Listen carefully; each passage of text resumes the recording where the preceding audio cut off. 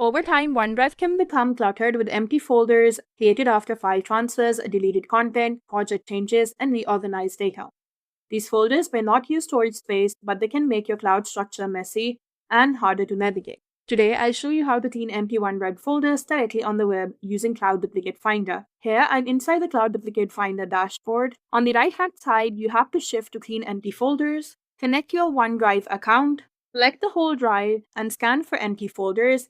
Cloud Duplicate Finder begins analyzing the folder structure and searches for directories that no longer contain files or useful content. This is especially useful when working with large OneDrive accounts where project folders and old structures often remain long after files have been removed. Once the scan completes, all detected empty folders are displayed in an organized list.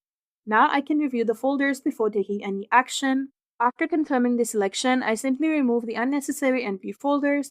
As you can see, the OneDrive structure becomes cleaner and easier to manage, and that's it. Cloud Duplicate Finder helps simplify OneDrive organization by detecting and removing empty folders directly through the web, helping keep cloud storage clean and organized.